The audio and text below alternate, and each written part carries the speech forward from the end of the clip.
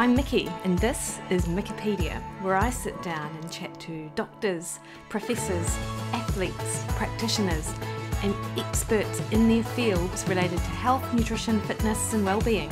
And I'm delighted that you're here. Morning, everyone. Hope you're having a great week. This week on Mikkipedia, I bring to you part one of my conversation with Andrew Koutnik. Now, Dr. Andrew Koutnik is a researcher studying the influence of nutrition and metabolism on health, disease, and performance. So, whilst he originally began his research path at Florida State University in the exercise science, studying the influence of nutrition, exercise, supplementation, and environmental extremes on health-based outcomes, we spend a small amount of time talking about his research, but more importantly, we talk about his experience with being diagnosed with type 1 diabetes when he was 18 years old and having to manage it and finding the best path forward for him. This is how he discovered that a lower carbohydrate approach really helped him manage his day-to-day blood sugar levels, but most importantly, have more control over his long-term health. Subsequent to him taking his own approach, he then became aware of the Type 1 Grit group on Facebook and what they've done and what the research is now showing in and around low carbohydrate diets for people with type 1 diabetes. We had such a great conversation. It was really long, so we've split it into two just to make it a little bit more digestible for you. So I'm bringing you the first part of this today. Now, anything that we talk about in the show will pop in the show notes, including how to contact Andrew, and he's super open to having people kind of reach out and ask him any questions, and that's over at andrewkoutnik.com. That is AndrewKoutnik.com. And obviously we'll also put a link to where to find Andrew in the show notes as well. So I hope you enjoy this first part of our conversation. Hey Andrew, good morning. Thanks so much for taking the time to chat to me today. What time is it for you? So 12:48 Eastern time. So what time is it for you actually? 4:38 in the morning. AM or PM? AM. Oh! I didn't know it was that's impressive. Okay. I'm an early bird anyway, and I just, after coming across your, actually more your name before your work, after listening to Dom D'Agostino talk on a number of different podcasts about a PhD researcher in his lab who has type 1 diabetes and manages it with a low carb approach. I was really interested to hear more of your story, Andrew, because, as a practitioner, we are not, and maybe this is just me, but there's no real fear from my end to go in with someone who has type 2 diabetes and recommend a low carb approach. Actually, to me, that's the most sensible, however that looks for a different, client, but that's the most sensible approach, at least in my experience.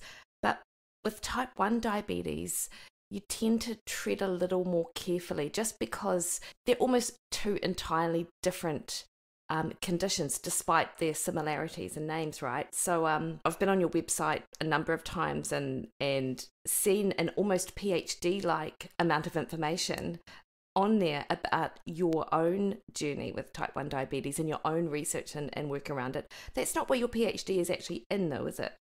No. So a lot of topics to top on there that you addressed, but yeah, my PhD is actually in biomedical sciences. So I started at Florida State in exercise physiology, and then had some work in biomedical sciences looking at like vascular and autonomic function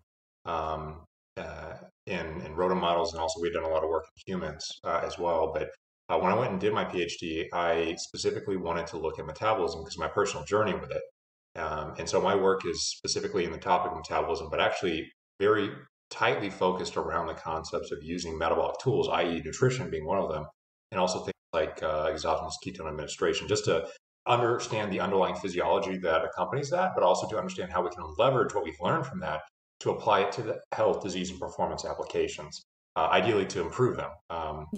But so, no, not specific to type 1 diabetes, but specific to metabolism and its underlying effects, but also its application to other uses. That as I understood it as well. And I just thought there's just such a wealth of information on your website. And of course, subsequently, just in our brief chat before getting on the call, you credited Christy to helping you kind of put all that together. And you're right, my kind of not so brief kind of introduction did touch on a number of things which I'd hoped that we would talk about. And can we start off, Andrew, by outlining what is type 1 diabetes and how this does differ from type 2? Because obviously people are well familiar with both conditions, but might not be so aware or familiar with how they do actually differ. Yeah, so you mentioned Christy. I had to give her a lot of credit. Christy Storshak, she's going in for her PhD in Queens and is an absolute superstar. So really appreciate her and what she did to help me get that information out. I'm not a savant with the internet, and she certainly is. So I appreciated her help for sure. So the difference between type 1 and type 2 diabetes, I'm actually going to start a little bit historically on that topic because originally there was very little that distinguished those two. So historically, a lot of people view diabetes as diabetes. But before insulin was discovered, patients like myself who were diagnosed before the years of 18 years of age, which is more common than after 18 years of age, would typically show up in the hospital in adolescence age, dealing with, throwing up, basically symptoms of DKA, diabetic ketoacidosis. And when they would show up, the age alone would usually be a distinguishable factor. But later on, in about the 1950s and 60s, there was actually literature attempting to clearly distinguish these two things. Instead of just looking at the phenotype of the individual, the age, the body composition, between them, of course, type 1 being thinner and younger, typically, not always. And it's certainly not always the case anymore. You have LADA, you have a whole bunch of things that are now mixed into this that make it more convoluted. But they did some studies actually looking at glucose administration in these subjects. And in the type 1 subjects, you would see this clear distinguishable phenotype, but you would also see that their blood sugars would elevate and stay elevated without insulin administration, whereas type 2, they would have an elevation, they would eventually come back down, but it would be delayed. And so there was this kind of growing appreciation for the underlying differences between these two types of diabetes. And eventually over time, as we learn more and more about them, I guess the big picture distinguishing factors between these is one is, and this is how it's always described, is most commonly described. There's more nuance to it now and different viewpoints on this, but type 2 diabetes is typically believed to be insulin resistance, where you have the production of insulin, but the inability to fully utilize that insulin to its full capacity. And as a consequence, you have, because insulin does a great job of bringing blood sugar down in the body and putting it in tissues, if it doesn't work appropriately, we have the elevation of glucose in the blood and stays elevated until insulin is able to bring it down. If it's resistant, it stays elevated. Accompanying that's also elevation of amino acids and free fatty acids, not just glucose, although that's the common one we focus on for a number of reasons. But in type 1, you just have a growing reduction in the ability to actually produce insulin in the first place. There's not necessarily an underlying resistance, although that doesn't mean you can't have resistance in the absence of insulin production. That can actually occur. But at its 30,000 foot level, type 2 is the resistance of insulin. You do have production of it. But type 1, you have an absence of production of it. And these are all relative terms. They aren't black and white. Type 2 actually do have beta cell dysfunction and loss near late stage progression. At least that's what the literature seems to indicate now. And type 1 actually have a very rapid reduction, but probably not a complete abolishment of all beta cells altogether. Yeah. So it's all relative. It's not really black and white, and everyone's a little bit different. My C-peptide has a marker of that, which is pre-insulin, so to speak, something that's produced from the beta cells is pretty much zero. But some individuals may actually have some residual C-peptide, and this is certainly the case if they're younger and earlier on in their disease diagnosis. Yeah, and it's really interesting, Andrew. I've tried to look for prevalence rates of diagnosis for type 1 in adults versus children and how they may have changed over time, because, and this is possibly just my increased awareness of type 1 diabetes and of people who have the condition, but it feels like there have been more adults diagnosed in recent years compared to, say, 30, 40 or 50 years ago. And do you have any kind of information around that? I mean, but that might just be my interpretation. You're referencing type 1 diabetes, correct? Yeah. So there's two reasons. Well, I'll say the two reasons I believe that is the case. I can't really speak in a concrete fashion here, but there's I think a growing number of type 2 diabetics that are now being realized as actually type 1. Interesting. Because, so for example, if you have LADA and you have the progressive loss of beta cell population and then also Yeah. function of endogenous Yeah. insulin production, you might have antibodies present for the beta cells or some marker, antibody, immunological marker that indicates you have some type of immune reaction towards your beta cells or something related to insulin production that inhibits full insulin either production or utilization. And in that case, that would likely preclude you to be type 1 diabetic. Let's say Mm. you happen to be that person at 45, 50 years of age. Let's say you're normal or a little bit beyond normal body weight. You show up to the doctor and you say, hey, my blood sugar is just progressively rising. Yeah. And, I have, I eat this way, yada, yada, yada. And they're going to say, oh, you know, Got to be classic type type 2, 2. Yeah. So without some greater resolution on antibody testing or some other tests to get better resolution for a long time, and this is not necessarily common practice either. So you might show up and get your diagnosis of type 2.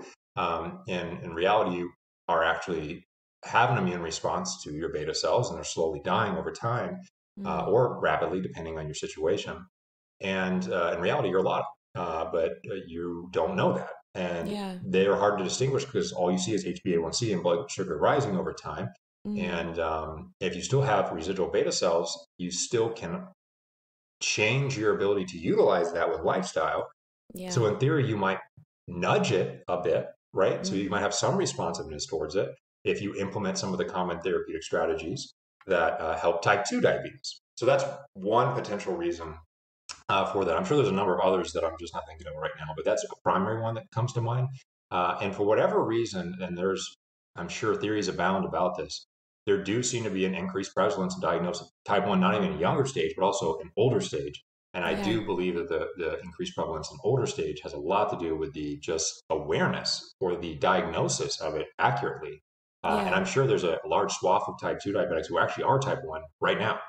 Yeah. Um, because it's just not necessarily something you would expect someone to immediately test. If you walk into a clinic and you don't think further testing is required, it's tried and true type 2, why do further testing? What's the Yeah. point? You might throw metformin on there and, some other GLP-1 agonist or whatever. Hmm. Um, but that seems to be at least part of the issue. Yeah, that's really interesting because you did mention how the changing phenotype of, children with type 1 now, just by virtue of the way that humans have evolved to live in this modern sort of society are not necessarily underweight the way they might have been as a type 1, say back in the 80s. And I suppose for an adult, same things occur, like go to the doctor's office if they see that you are more leaning on that phenotype of slightly overweight. You're right, there's probably no reason for further investigation in their mind because it almost looks like a clear-cut type 2 diabetes situation. And there are certainly type 2 diabetics who are not in any category of obesity either. They Mm, could be less than mm, that, sure, and still have underlying resistance that makes them truly a type 2 diabetic. yeah. So it's not off the radar, especially nowadays, but it's just an improvement in testing and awareness of these distinguishable diseases based on their pathological onset. Mm, Um, yeah. Andrew, and as I understand it, you were diagnosed in your late teens. Was it when you were around 18 or so with type 1 diabetes? I was 16 going on 17. Yeah, I was like about a month out of my birthday Yeah. on that And diagnosis. and what symptoms were you experiencing that kind of got you to that position? I'll keep it short. If you want the long story, I can give you that. But the short story, and everyone has a story related to type 1 diabetes diagnosis. But I was 16 going on 17. I was actually on the trip to Washington, D.C. And at that stage, I had actually grown to love learning a lot. I really loved the process of learning about politics and other aspects of school at that stage. And so we actually took a family trip to Washington, D.C. So I was actually in Tallahassee, Florida, in the terminal at the airport. And I was like, man, I don't feel good. And Mm, at this point, I'm normal body weight. I used to be overweight. I had lost a bunch of weight.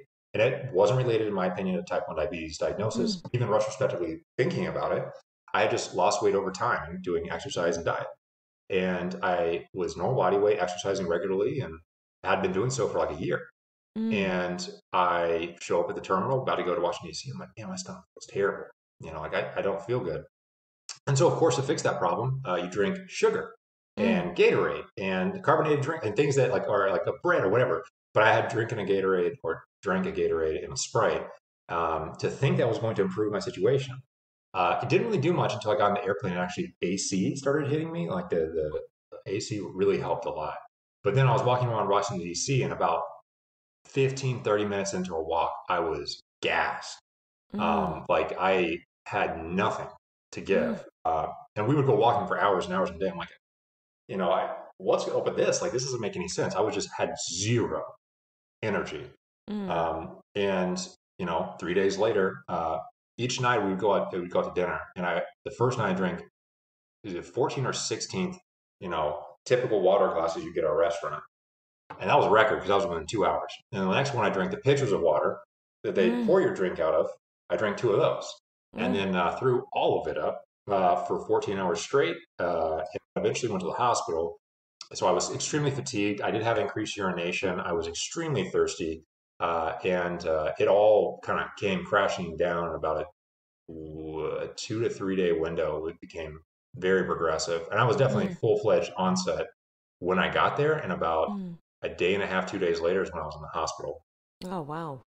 And so, subsequent to that, so what I've heard you talk about your specialist doctors actually being really open minded with your approach to how you managed your type 1 diabetes. But can you sort of talk us through, your initial management strategy and then how that sort of changed over those few years? Yeah, when I was first, so keep in mind I had lost a bunch of weight and I was into Yeah. exercise and fitness. I had always been, my family was always into it.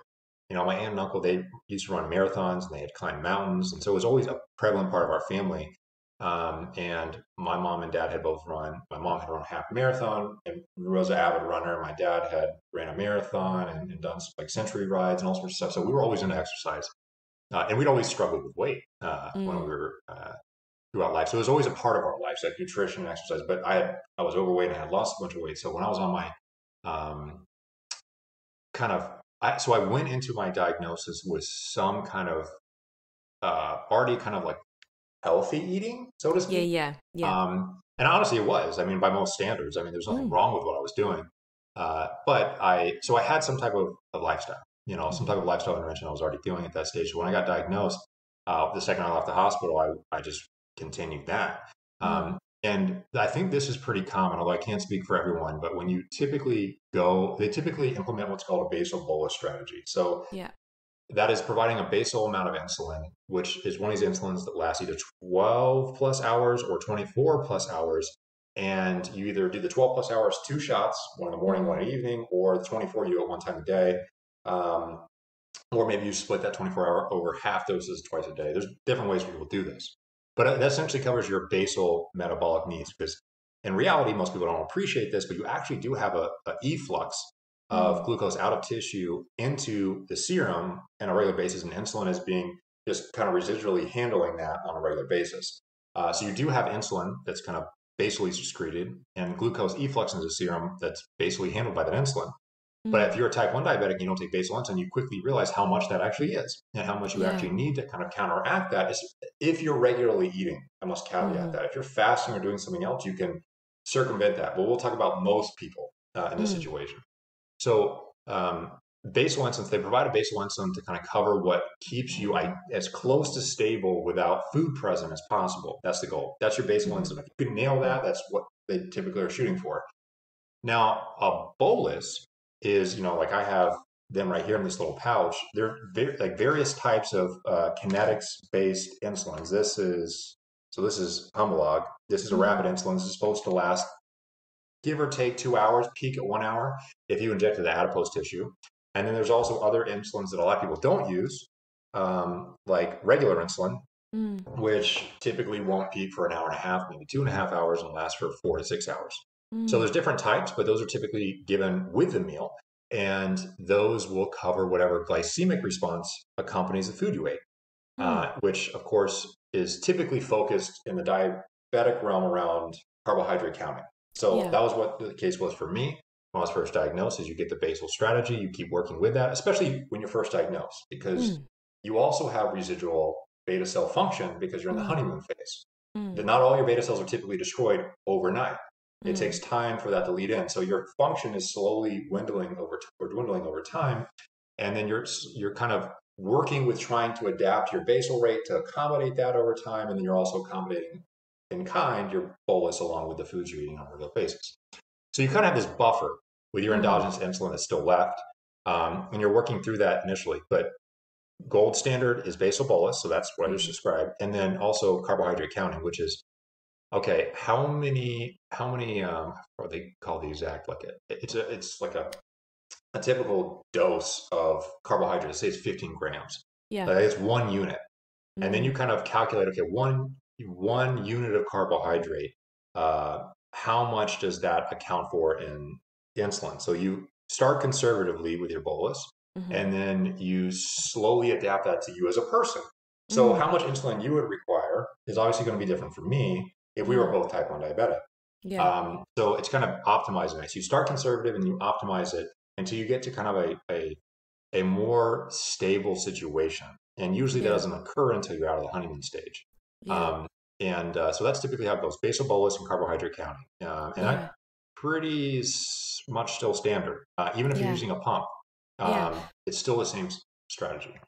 And I obviously want to get back to your own personal journey, but can you kind of outline some of the potential issues or the nuance around the carbohydrate insulin match, if you like, with meals, and the potential mismatch that I've heard you talk about before? So you've got these different speed of insulin being released into the system. You've got rapid, intermediate, or and then you've got that long lasting.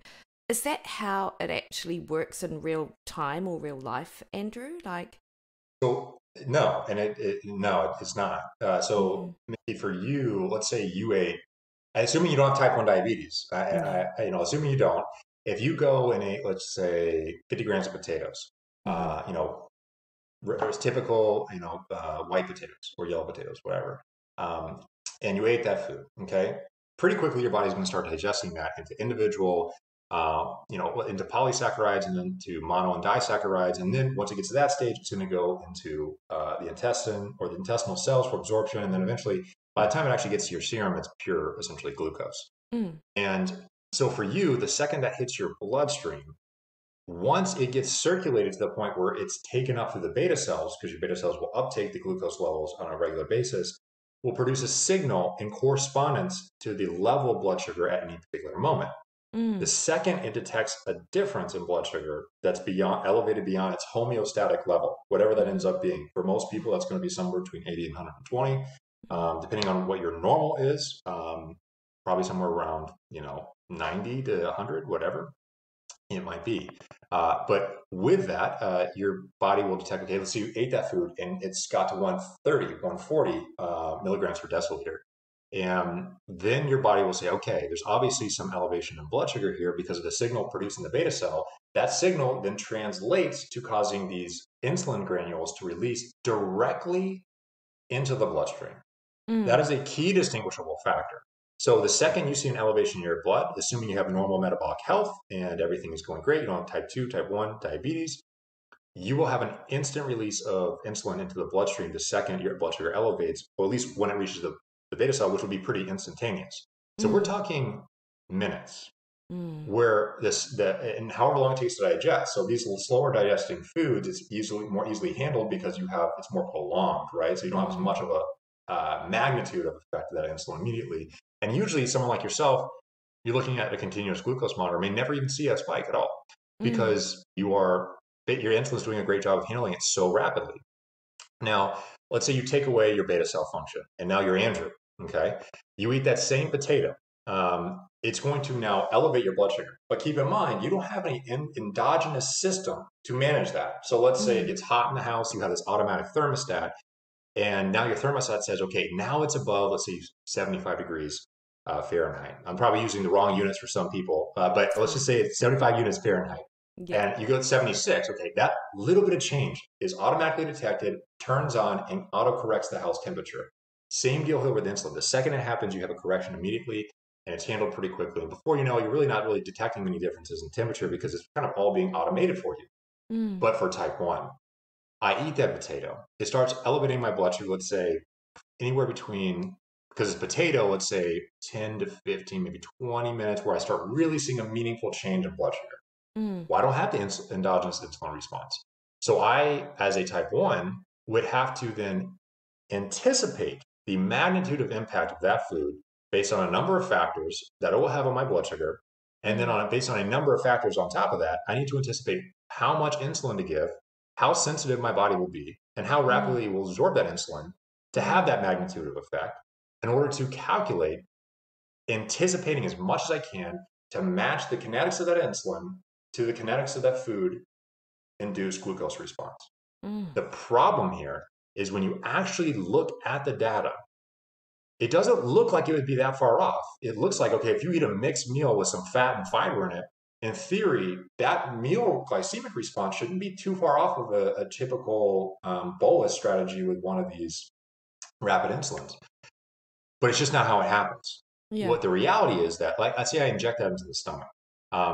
The kinetics of glucose into the serum is semi-predictable, but largely not extremely predictable. And I'll also tell you the kinetics of insulin when administered. Let's say I injected into my animals. So I just went for a swim, okay? And I came back and I ate food. I need to account for the sun exposure I just had. How long was that exercise? How intense was that exercise? Did I do enough to increase the absorption rate when I inject it? And then also the sensitivity once it's actually absorbed. All of these play into trying to predict what the outcome is going to be. And the hard reality is that it's very unpredictable. And if it was predictable, we wouldn't be seeing patients sitting at an average glycemic control, 8% of HbA1c. And we wouldn't be seeing average glycemic numbers somewhere between 160 and 200 milligrams per deciliter with a standard deviation 60 to 80. If these insulins were able to reliably match the carbohydrate response, which is the most common macronutrient in the diet, we wouldn't have these issues. In fact, you can look at the kinetics of these algorithmic-based CGMs, which I have a CGM right here from Dexcom, right? So, well, I guess it's off right now. Battery's dead. But whatever. So I have one right here, right? And let's say I have that, and I also have one of these automated insulin release pods that automatically releases insulin according to what my blood sugar is. Okay? Well, then it will automatically detect that. But even with those, it doesn't fully correct for the problem. And you still see a lot of variation, even with that computer-based AI technology trying to assist. Not as to say they aren't valuable, they're extremely valuable tools. They reduce the burden on patients tremendously, and they give you amazing tools to try and predict the outcomes on a regular day in and day out basis with your, what is the response you have with food, with exercise and beyond.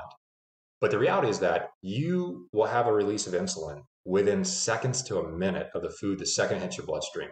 The quickest we can possibly hope, even with that insulin I just showed you, which is typically considered rapid or very rapid insulin, is still looking at a peak at about 1 hour. The only way I can expedite that is I inject it straight into the muscle and I exercise or get into a hot shower.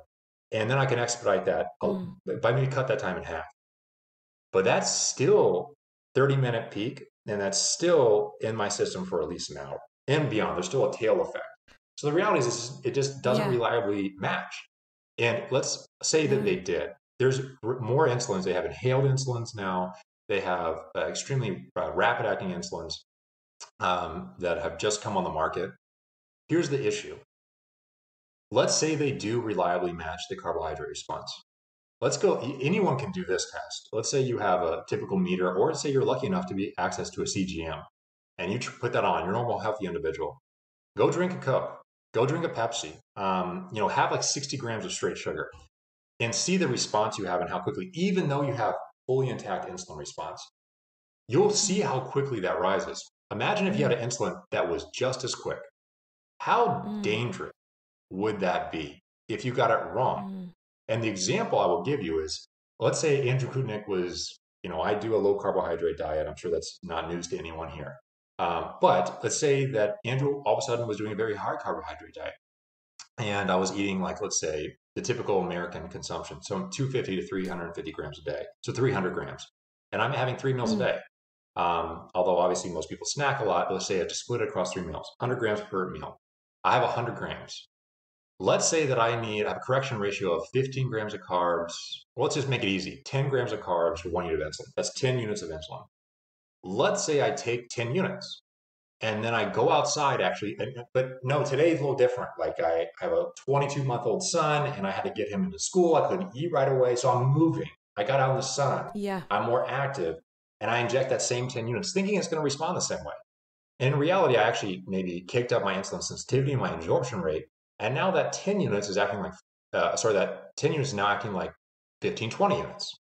And that magnitude of difference when you have more insulin on board also means much more variance when the dose is not accurate. And you talk about like 1 unit for me at one point in the day might drop me 20 units. If it's at night, post exercise, an extensive 2-hour plus exercise session, and I've been very active and on my feet all day, that could be 100 units. So we're talking about a lot of variance that goes into predicting these outcomes. And if you're off by 80 milligrams per deciliter and you're sitting anywhere near normal, that has a lot of consequences. Normal is 80 to 120.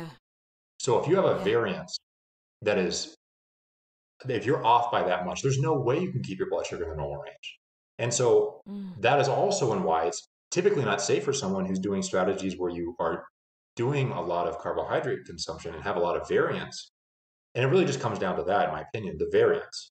Because where you can safely keep your blood sugar really comes down to how much variance you have around it. Because if you mess up like that, not on purpose, a lot of times these are completely unpredictable factors. And it's so hard. There's so many things that go into it. It's very hard to just nail it. I have 15 years experience. I have traditional training in metabolism. I've been doing this for a very long time. I've self-experimented the entire time with a lot of interest and detail into getting it right. And still to this day, love every aspect of it. I wouldn't take away type 1 diabetes if I could, because what it's given me as a researcher is invaluable. But even with that and that level of insight, it's not perfect. It's much easier now than it ever could have been if I did it differently than I do it. But it's not perfect. But I'll stop there and just say there's a lot to it. But yes, the insulin kinetics of rapid insulin just don't match carbohydrates reliably. And if it did, we would be in a much more dangerous situation with how rapid that would work. I feel like, people are just completely unaware of what you've just described with regards to carbohydrate to insulin. And certainly I had an idea about it, but I had no idea about the real complexities of it. Thank you for describing that, Andrew. And I also feel like we don't really understand, for people who don't have type 1 diabetes, just how much this changes our overall health span as we age, because I feel like people think, type 1 diabetes, you just inject insulin to cover carbohydrate, you were sweet. If you run a little high, no big deal. But it is actually a big deal. Yeah, it is. And this is where I typically don't try to put a whole lot of this out there, but I think it's worth doing because I think there are actually strategies out there that can address the issues that I will outline. I had an amazing opportunity 4 years ago to do, I was selected as a TEDx participant and to talk about my personal journey on this and a potential option to help patients going forward. And, you walk into the doctor and the doctor will typically tell you, there are consequences if you don't manage this well. The worst case scenario is like, look, your vision might get impaired. And if you don't really take care of it, you might have eliminated. Like we see that in diabetes. I'm not saying it happens to every doctor. Every doctor is different in how they portray these consequences to patients. But I will tell you, it's not often portrayed in the way that I saw when I really, really dug into it in graduate school fully, looking at type 1 diabetes, looking at the actual risks. And the reason I brought the TED Talk is because a lot of this came full circle for me around that, because I was going all in. You know a lot about this. I've obviously managed it for 10 years, but really digging into the data was actually one of the most eye-opening experiences for me. As a type 1 diabetic, as a researcher, there were a number of things I had never known. Type 1 diabetics are set up for increased risk for all 10 leading causes of death. You are also expected to lose no less. Well, before I jump to that, all 10 leading causes of death. But beyond that, every day is a journey, right? So if you have hyperglycemia, which is what most patients stay at on a regular basis by default because of this variance that typically accompanies glycemic control, that leads to hyperglycemic symptoms, which can change your psychological affect, your energy level, your irritability, your concentration. There's data in children looking at, glycemic mismanagement, typical type 1 diabetes glycemic mismanagement. Not only mismanagement, but the typical glycemic control that's often accomplished using these tools and these strategies. And mismanagement implies that someone's doing something wrong. I think that's inappropriate. It is what is typical and what is the typical outcomes of those typical approaches. And what you see from that is that most patients sit in hyperglycemia to protect themselves from the acute risk of hypoglycemia, because that can obviously lead to coma, seizure, or death if you go too low, because you just reduce all the metabolite of it, like the brain's ability to metabolize glucose. Unless you're in a ketogenic diet with ketones available, ketones and glucose, and there's emergent evidence on lactate, but I won't go down that road. But glucose is the primary fuel for the brain unless you're on a low carbohydrate diet or you have ketones available to you. There is also lactate, but that's a different ball of wax. So if glucose gets too low and you're following a standard diet that most people in the world are, then you are potentially at risk for hypoglycemic induced problems. You get below 80 and below 70, you're technically below 70, you're clinically hypoglycemic. And then if you get below 56, you have these very well-characterized hypoglycemic associated effects. And if you go low enough, you start to lose your faculties. If you don't have that energy production, you're not fueling the brain. Imagine you just take the fuel away from the brain. It doesn't take very long for things to get very serious very quick. And I've been in that situation one time, never been in the hospital, but I knew what it was like to be in the 20s. And it's not a great feeling. Definitely one of the scariest moments. I remember looking at the TV and I knew the person was talking, but I did not understand the words they were saying. And I knew I didn't understand it. I knew how to do math. I knew routine and regimen, but I didn't know what the person was saying. And I saw their mouth moving and I knew they were speaking. I was like, it was a terrifying place to be. But that's the acute symptoms, right? So you have this common hyperglycemia where you're well above 120 on a regular basis. And then you have the potential to be hypoglycemic, which most people try to avoid on a regular basis because you have this really stressful response. For those who haven't experienced that before, it's a lot like if you were to go up and give a very stressful speech, or you're very anxious about something in your life and someone just hit it with you all of a sudden, and you just get shocked and you just feel that response. You get this, you feel it like just tingling in your face. Like that feeling is hyperglycemia. You get very irritable, very hungry. You can't cognitively think very clearly. Most people only experience this type of very rapid, anxious, catecholamine-based response when something's terribly wrong and they acutely experience that because they're shocked. Let's say you're driving and someone just pulls in front of you. They're like, boom, you just feel it rush through your body, but it lingers for like an hour. But that's the acute effects of type 1 diabetes. I already talked about the chronic implications of this long term. But the real thing that really struck at me as a type 1 diabetic is I was looking for survival of type 1 diabetes. What is just normal survival if you get diagnosed with type 1 diabetes? And that data at that time, there's only 2 studies. And the range was between 11 and 18 years on average of lost life. Meaning that if you're diagnosed with type 1 diabetes, average age, I don't know what the average lifespan is, between 72 and 75. I might be wrong on that. I haven't looked in a little bit, but you're expected to, you're not, you're lucky if you get into the, 60s. That's a problem, and when I saw that, I was like, is that really what we're expecting here? Because keep in mind, that is average. That means some people are doing better, but some people are doing worse. And so that really invigorated me, because a lot of the symptoms of the acute and chronic complications and also long-term outcomes, we now know are tied to glycemic control. And that shouldn't come as any surprise. In fact, some of them tied to it, some of them directly inducing it. this shouldn't come as a complete surprise, because someone like me with type 1 diabetes, the one thing I'm lacking is endogenous insulin production to manage glycemia. These beta cells, their primary role, not their only role, but their primary role, is to detect glucose and secrete insulin. So if you no longer have that, then you are absent of that automated control, and then everything else that comes along with that. And there's a big study that came out that was done over a 30-year span called the DCC and EDIC trial. I think it was over a multi-$100 million trial, like 1,400 participants. And they essentially showed at that point, and proved that greater glycemic control lowered HbA1c and also lowered complications. That was the one time where they really showed concrete that HbA1c lowering and improving glycemic control improved outcomes, even though they were administering more insulin. And we know data now illustrates that higher insulin isn't necessarily better.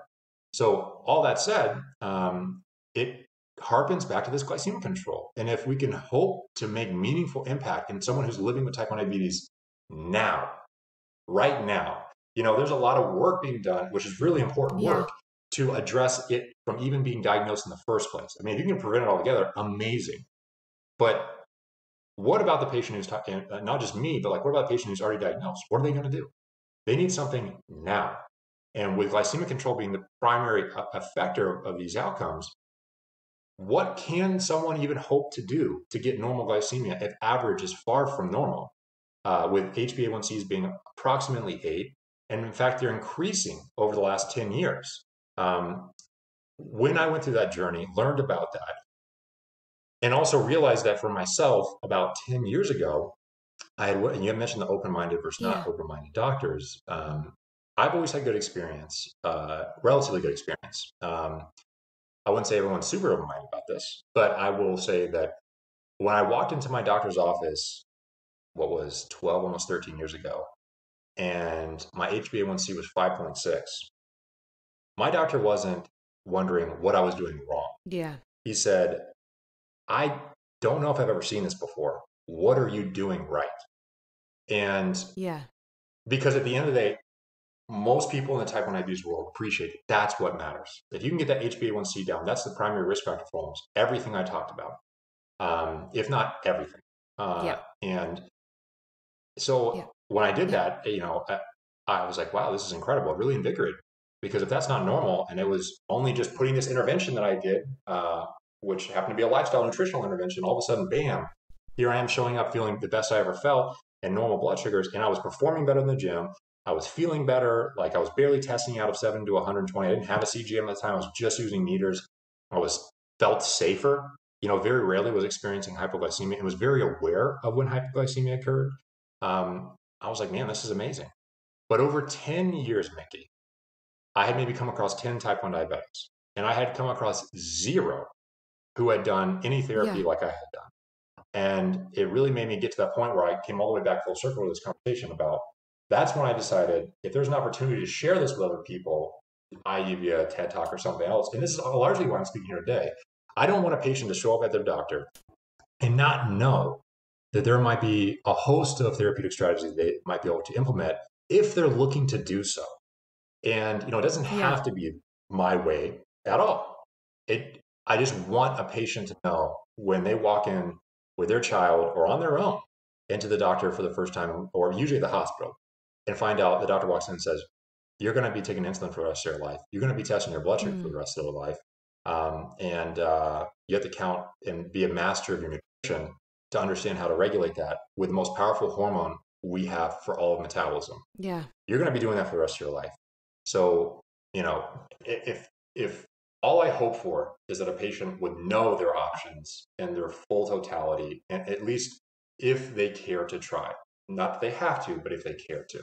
Yeah, and I think that's the thing, right? How do you make a decision if you're not fully informed? If you think that the only path for managing this is the traditional path, and then with it all of the consequences that you've just outlined, both acutely and of course chronically, not to even mention the life.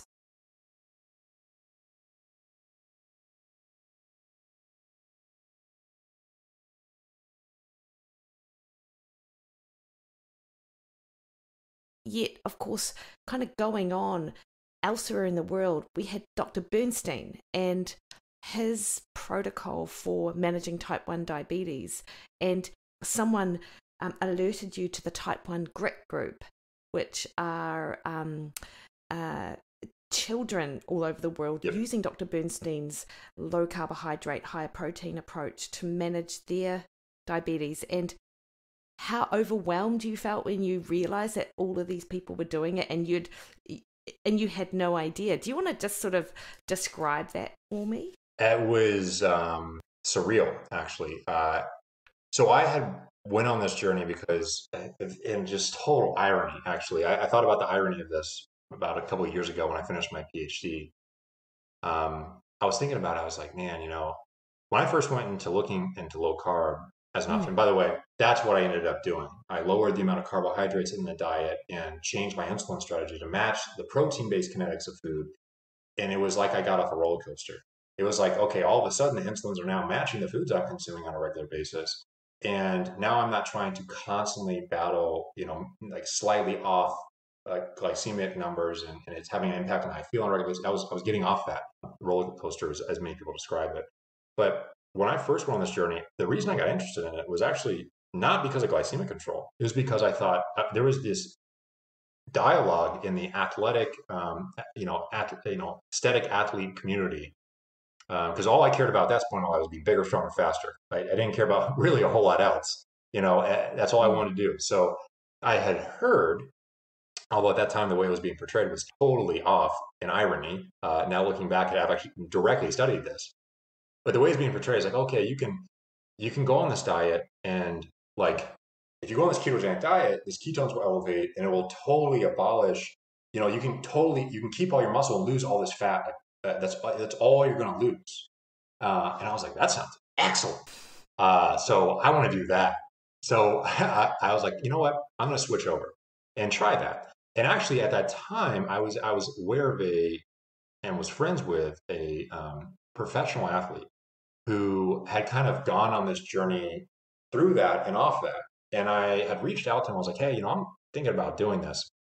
What are your thoughts? And the first thing was, okay, well, do you know about regular insulin? And I was like, no, I've never even heard of that.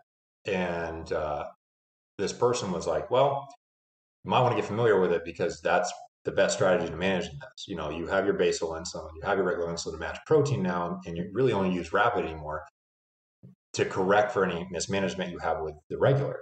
And I was like, okay, how do we go on that? And so we kind of like mapped out this cohesive plan based on this idea of doing a low carb diet. And the irony was I was nowhere in ketosis. I wasn't even accomplishing this ketosis state that had this induced effect that I ended up studying as a PhD. And ironically, for muscle retention. So I was definitely off base there, but I still was like, that's why I did it, And so I started making these micro adjustments and increasing my fat and basically keeping my calories neutral. I just basically kept my protein the same. I calculated the amount of calories I had from carbohydrates, fat, and carbs were here. And I just said, okay, what are the calories of these energy fuels, carbs and fat? And I'm just going to, well, this time I actually flipped it. I didn't like tinker it over time. I flipped it. Now, I would not recommend that for everyone per se. If you can make a multi-week adjustment so you're not just completely shocked by the insulin change. But I did kind of go all in and made that adjustment at that early stage of my about 1.5 years out. I forget the exact timeline of being diagnosed, and just had that input from this other individual to help along the way. Everything else I learned beyond that point took like 10 years and still to this point, I'm still learning more and more every day. But it really took a long time to really get, really immaculate. Well, it actually didn't take that long to get immaculate control, but it's a lifelong journey of learning how your body responds to insulin across all these contexts of life. And so when I got my PhD, I was working under Dominic D'Agostino with, the likes of Angela Puff and others who were just, amazingly wonderful people, brilliant individuals. It was it was an unbelievably amazing environment. Like, those people are incredible. People will never quite realize how amazing those people are. I was lucky enough to be there every day and be friends with all of them, kind of very close friends with all of them to this day. and lifelong friends, actually. And, you know, one day I was like 2 years into my PhD. And one day Angela comes back from a conference. She's like, hey, I was just at this conference talking about some of the work we do on ketogenic diets and exogenous ketones and cancer. And there was this other talk on type 1 diabetes. I know you do this for yourself all the time, but did you, there apparently is a group. And I was like, I've never heard of that. Now, I'm gonna be quite honest with you. I've never known a single type 1 diabetic who's ever done this. And then all of a sudden she's like, well, let me introduce you to this person I met. And so I got introduced and I joined the group. And immediately I was like, holy crap. I would use a different term, but we'll be PC here. I was like, wow, like there are kids like 5, 6, 7 years old getting glycemic control I've never had. I've been doing this for like, at that point it was 10 years in. And I was looking at these other folks and I'm like, how the hell are these other, little kids getting this type of control like that? And everyone was following this strategy. And so what is the strategy? And there's hundreds of people, hundreds and hundreds of people doing this approach. I'm like, whoa, I thought I was all by myself. I thought no one knew of this.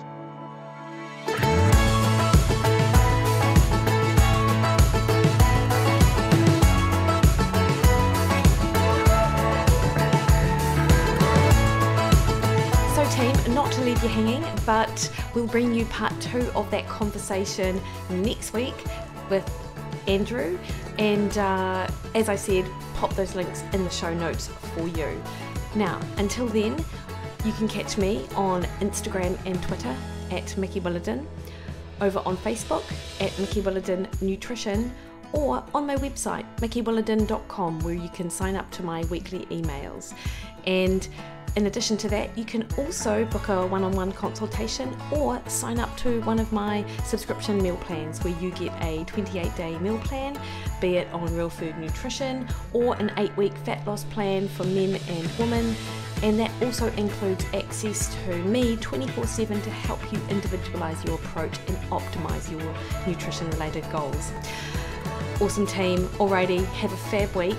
And until then, hit subscribe if you don't already on the podcast platform of your choice, and tell your mates. I'm really enjoying bringing these, what I think are important conversations, to your ears, and I hope that you do too, and that you're able to share them. Until next week, guys, see you later.